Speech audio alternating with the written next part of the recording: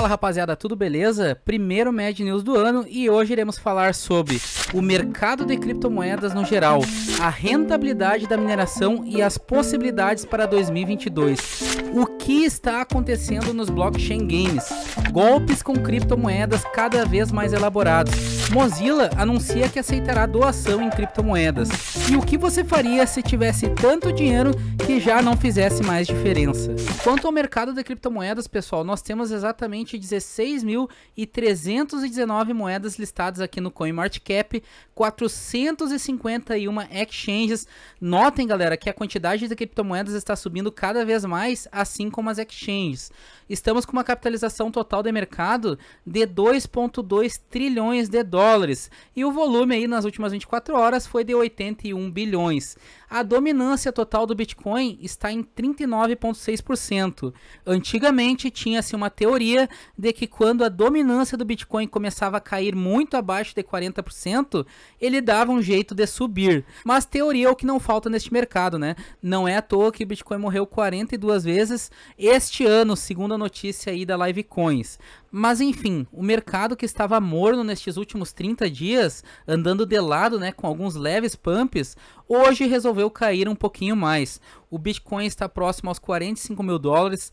Todos nós estávamos aí na expectativa dele chegar a 100 mil dólares até o final de 2021, mas infelizmente não foi desta vez. Eu considero o Bitcoin igual aquele vinho bom que nós temos que guardar aí por anos e anos e anos para assim tomar. Então, vamos esperar um pouco mais. Mas no geral, como vocês podem ver aqui no CoinMarketCap, a grande maioria das criptomoedas estão caindo como um todo, a não ser aquelas, né, que estavam num hype absurdo, como aquelas moedas ligadas ao metaverso, aquelas moedas ligadas aí a projetos que estão em ascensão. Essas aí acabaram contendo um pouquinho mais a queda. Mas temos várias situações aí que podem ter levado ao mercado não dar aquele salto que todos nós esperávamos, como por exemplo as restrições na mineração de criptomoedas que estão cada vez mais incisivas em alguns países que antes tinham legislações mais brandas. E sinceramente, eu acredito que é melhor restringir e dificultar agora, né, a vida das criptomoedas e da mineração como um todo, pois assim a tendência no longo prazo é que este mercado amadureça de forma mais saudável. Temos vários países e governos já se posicionando, realizando desde restrições, proibições e regulamentações que estão vindo a galope. Inclusive, um dos focos dos governos agora estão sendo as corretoras, cada vez mais pressionadas, como aconteceu recentemente na Turquia, que criou uma legislação sobre o Bitcoin e já multou a Binance. O Canadá também, que acabou emitindo uma nota de repúdio contra a Binance sobre uma possível afirmação irregular aí da sua atividade. A Binance, galera, é a bola da vez, não adianta. Por isso que eu estou tirando parte do meu capital de lá. Ela está muito nos holofotes. Fora que a pressão dos governos sobre as exchanges centralizadas está fazendo com que muitas delas obriguem literalmente aí seus usuários a fazerem todos os preenchimentos de dados, como a Coinone, que até bloquear os saques para quem não preencher o KYC, ou seja, as informações aí da identificação do usuário. Então, pessoal, este ano será um divisor de águas aí para as regulamentações que estão por vir. E depois das exchanges centralizadas, com certeza o próximo alvo serão as exchanges descentralizadas, que estão cada vez movimentando mais grana. Outros fatores aí que estão colaborando para a queda é o vencimento de contratos futuros, o Banco Central aí dos Estados Unidos, o famoso Fed, que ora incentiva e ora desincentiva a economia, a realização de lucros por conta aí dos usuários em períodos festivos e de férias, calendário chinês, o índice de medo que vem subindo por conta aí da possibilidade do inverno cripto. É um metaverso de possibilidades que fazem os preços aí dos ativos variar. Fora que, segundo um levantamento feito pela Findocs,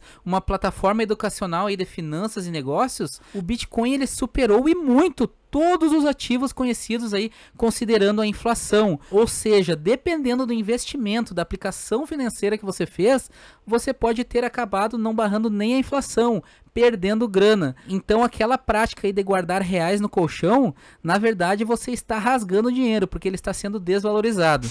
Quanto à rentabilidade da mineração, ainda está valendo a pena minerar? Pessoal, Sim, eu acredito que sim.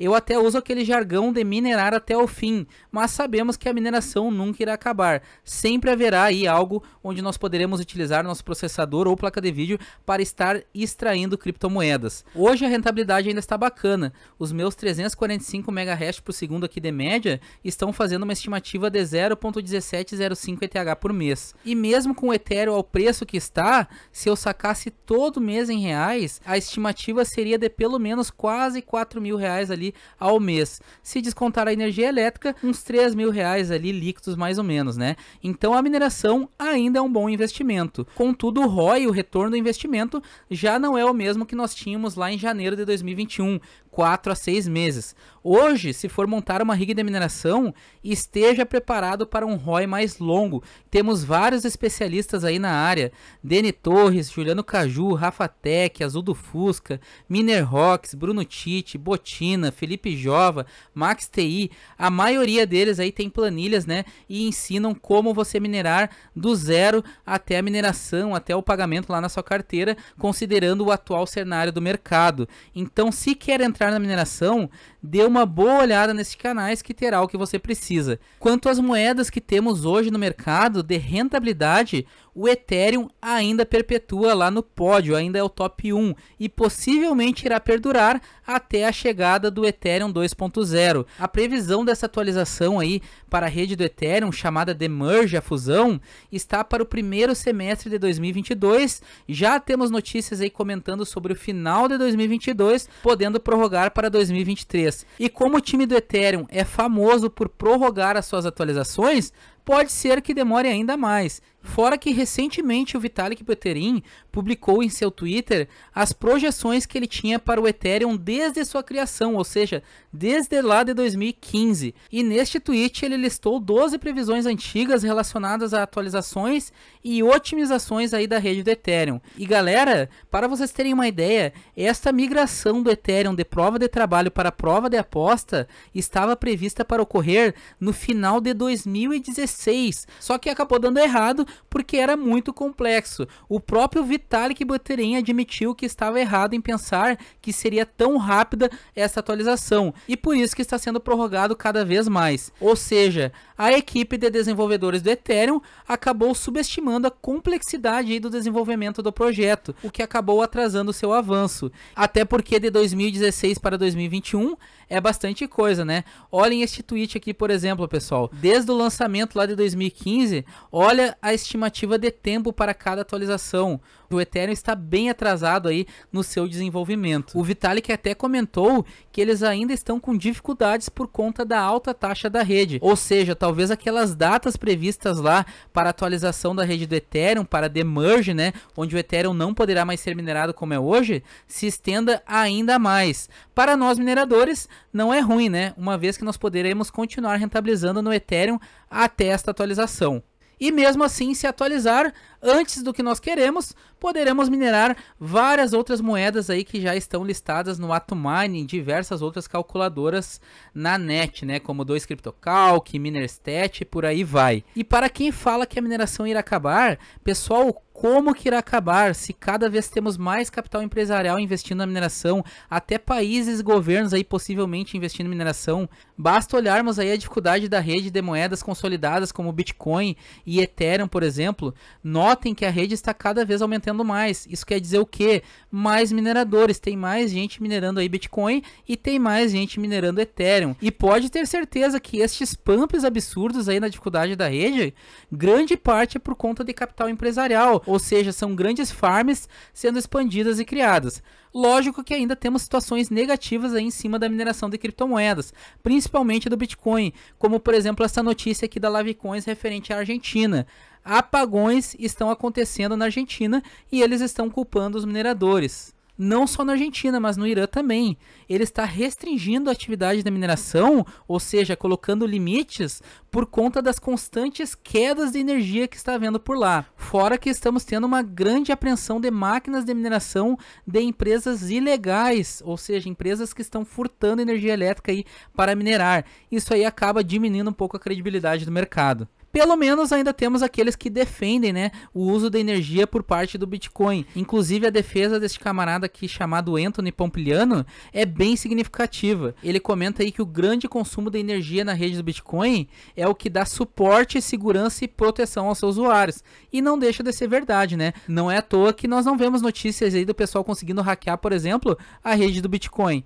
E temos aqueles que estão aderindo cada vez mais às criptomoedas, como é o caso aqui do presidente Bukele do El Salvador. Ele está com várias previsões positivas aí para com as criptomoedas. E uma delas é que o Bitcoin vai alcançar 100 mil dólares agora em 2022. Quanto aos NFT Games ou Blockchain Games, galera, eu estou entrando faz um tempinho já, mas com os pés no chão, investindo somente o que eu estou disposto, inclusive, a perder. É mais um meio de diversificar as aplicações que eu já tenho. Afinal, eu já estou na mineração, já estou investindo em staking, farming, algumas moedas de aposta, fazendo hold aí de moedas mais sólidas. Então, tudo dentro da minha gestão de risco. Por isso que, antes de investir, faça a sua gestão de risco aí para acabar não perdendo toda a sua grana. O último jogo que eu entrei foi este Zodiacs aqui. O ROI dele estava na casa aí dos 16 dias. Agora, com a queda que está tendo na moeda, o meu ROI acabou aumentando, né? Porque eu acabei comprando com a moeda mais cara. E galera, vou ser bem sincero com vocês.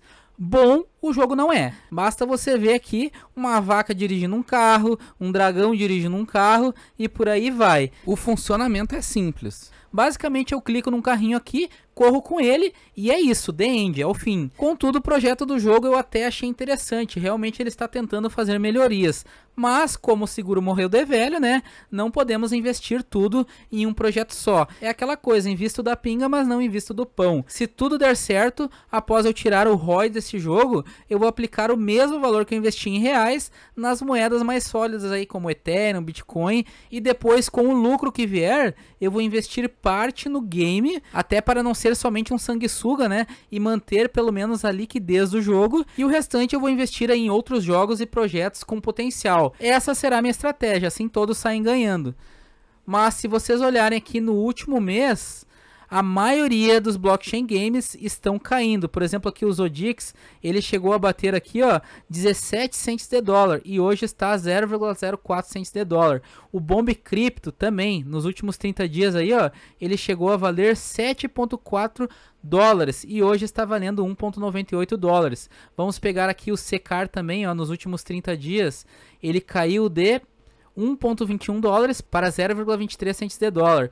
O CEPAM também, nos últimos 30 dias, caiu de 4,44 dólares para 67 cents de dólares. Então, galera, todos os jogos estão caindo. E um possível motivo para essa queda é que agora a China, além de estar com os olhos aí para as criptomoedas e mineração, também está focando aí nos NFT games, inclusive aumentando aí as medidas restritivas e proibições. E não é só a China, né? A Coreia do Sul e outros países também estão começando a focar na proibição dos NFT games. Mas então quer dizer que NFT games são pirâmides?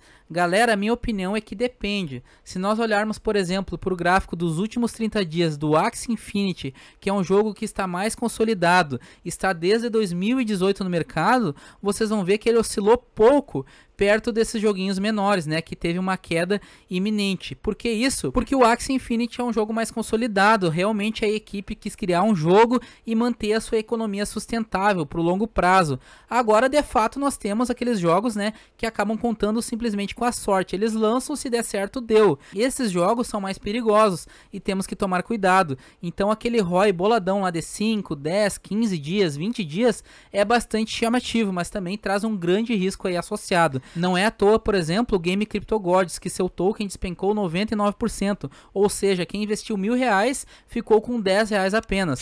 Pessoal, eu fiz há alguns dias atrás 2 vídeos falando sobre golpes com criptomoedas e infelizmente estes golpes estão cada vez mais elaborados. Olhem este daqui, por exemplo, com a criptomoeda chamada EAR, que foi distribuída aí gratuitamente no fim do ano. Basicamente você ganhava uma quantidade X dessa moeda, aí você olhava aquela quantidade de moeda e via que ela estava subindo, o que que fazia?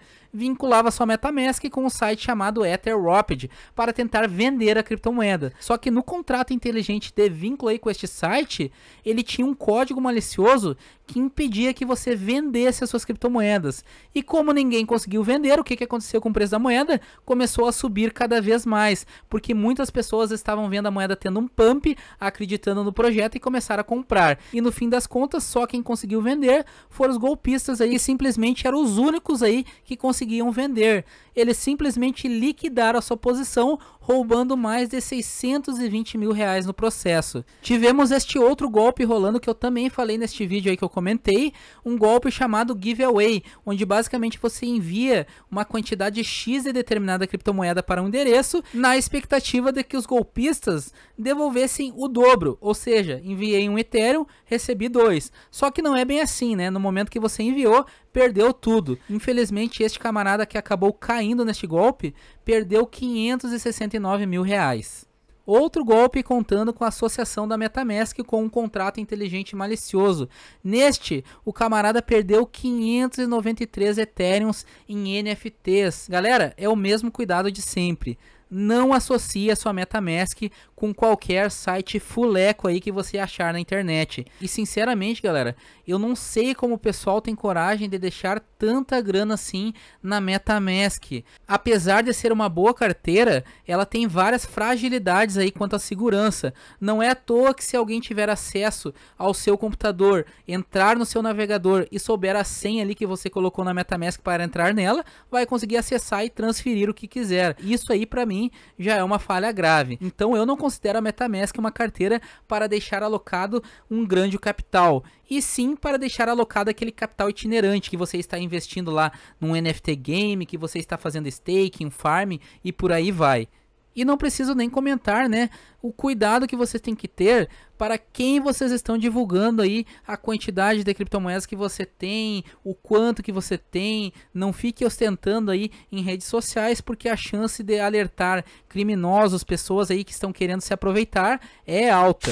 Continuando, nós temos aqui a notícia do Mozilla, que anunciou que irá aceitar a doação em criptomoedas. Legal a iniciativa, mas eu ainda sou mais do Brave. Nele, nós podemos basicamente converter anúncios e visualizações em valores em BET, ou seja, um token que vocês ganham de recompensa por estar bloqueando basicamente anúncios. Eu já consegui tirar aqui pelo menos 13,25 BET, isso equivale a 16,77 dólares, isso em um ano. Ou seja, demorou bastante tempo, né, para acumular esse saldo, porém é um saldo que eu nem iria ter se eu utilizasse navegadores aí como Chrome, Internet Explorer, Edge e por aí vai. Então tá valendo. O que eu posso fazer com esse saldo? Eu posso sacar por uma carteira aqui como a Gemini e depois transferir para a Binance. Na Binance eu tenho lá o token BET, como vocês podem ver. E para finalizar, galera, após ficar milionário com Bitcoin, o homem diz que nada mais lhe traz alegria. Então, um britânico de 35 anos que ganhava um salário ali, em média de 2 mil dólares por mês realizando criação de conteúdo digital, ele investiu no Bitcoin em 2014. Em 2 anos, aquele valor que ele investiu se tornaram 2 milhões de dólares. Mais alguns anos depois, 26 milhões de dólares, cerca de 148 milhões de reais. É umas 7 mega-senas por aí, né? Com essa grana toda, ele não tinha mais a necessidade de trabalhar e decidiu viajar aí ao redor do mundo, criar novos hobbies. Contudo, com o tempo, o camarada já estava entediado, já não tinha mais o que fazer. Ele até falou aqui o seguinte: estou no mesmo estado mental que muitas pessoas chegam quando atingem a riqueza. Parece que trapacei minha vida e agora não tenho certeza de como torná-la divertida novamente. E não sinto que mereça independência financeira e me aposentar cedo. Ele falou também que o trabalho que ele fazia era uma fonte de inspiração aí na sua vida. E vocês, pessoal, o que acham deste relato? O que vocês fariam se já tivessem tanto dinheiro que ele já não fosse aí mais uma necessidade? Concluindo então, pessoal, as notícias de hoje eram essas. Espero ter contribuído de alguma forma com vocês. Desejo sucesso, tamo junto e bora minerar até o fim.